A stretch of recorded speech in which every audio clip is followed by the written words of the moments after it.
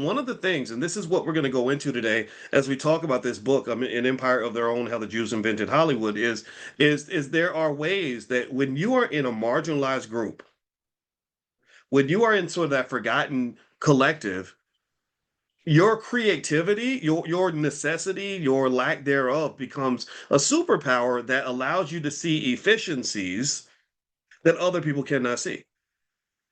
Like, is it? Give me a yes if you've seen this. Has anybody ever seen like a black single mother with 4 or 5 kids literally feed all those kids on an amount of money that you just can't even imagine a person even living off of that amount of money? Anybody ever seen that?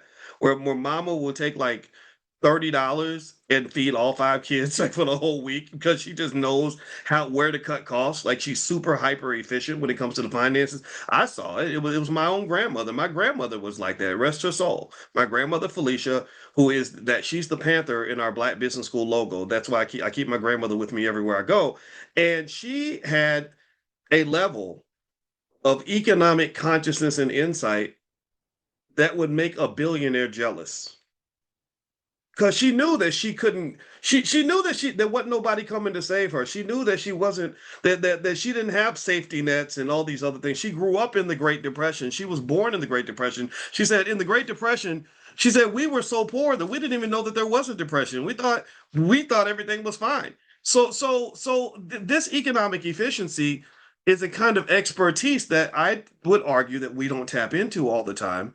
And so our ability to get more done, like when we built the Black Business School, we're able to do more with $100,000 than most people could do with $1 million. We could do more with $1 million than most people could do with 10 or $20 million because we had to find ways to say, okay, let's cut this, cut this, cut this. And I want you to compare that to say the Chicago public school system that spends billions and billions of dollars miseducating kids. They get all the money. They can't even do the damn job. They can't even educate the kids.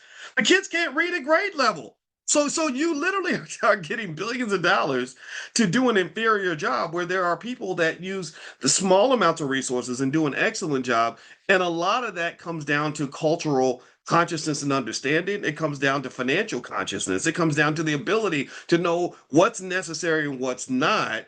And that is actually a superpower that you should tap into. So what I want to do is I'm going to share my screen in a second, and we're going to go through some of these lessons from this book. And again, I'm not anti nothing. It's really all about how that community, how the Jewish community had a small number of people with limited resources who were marginalized from the economic system went on to create one of the most powerful economic institutions on the planet.